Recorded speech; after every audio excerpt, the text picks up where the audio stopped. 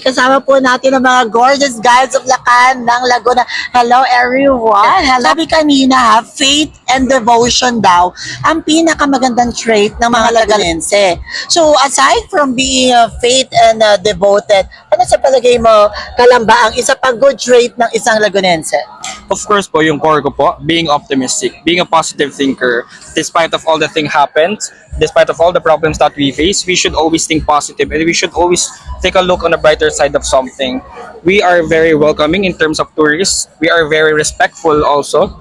And we are very hospitable as well. So if I'm a tourist, I will keep coming back to where positive people live so that I will live my every day with happy moments in it. I think you have joined a pageant before, isn't it? Yes. Isa bang pageant? So bakit kailangan pang sumali again ng isang pageant aside from having the 250,000 pesos cold cash? We can enjoy some money too. I mean that's part of it. But what we enjoy the most is being together, where we enjoy this competition. There's no there's no competition. Ibig sabihin, hindi importante sa'yo ang pera, ang importante sa'yo ay yung journey at pakikisama mo, gaining friends and gaining experiences. Yes. Tama. Okay, Bay, I've seen you in your last pageant and it was good. Now that you're being leveling up to Lacan ng Laguna 2026, what is your stamina ingredients to beat all these beautiful guys out here? Ang pinagkaiba ko po sa other candidates ay yung pagiging authentic ko po and yung purpose ko po sa pagsali ko po sa pageant na to.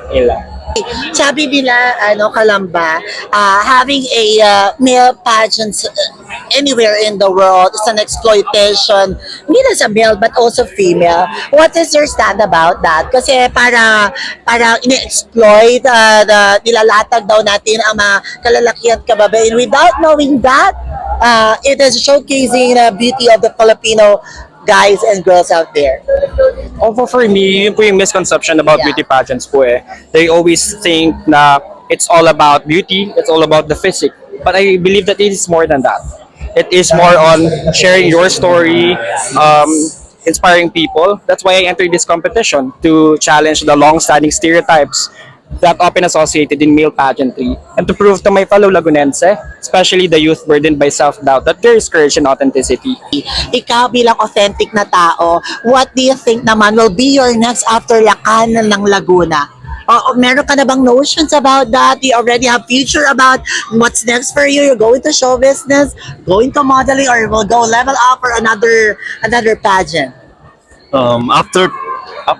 After po nito, probably kailangan ko muna tapusin yung pag-aaral ko since hindrance po yun sa budget po. Conflict po lagi ang time management ko po eh. So after po nun, I will join some national na po.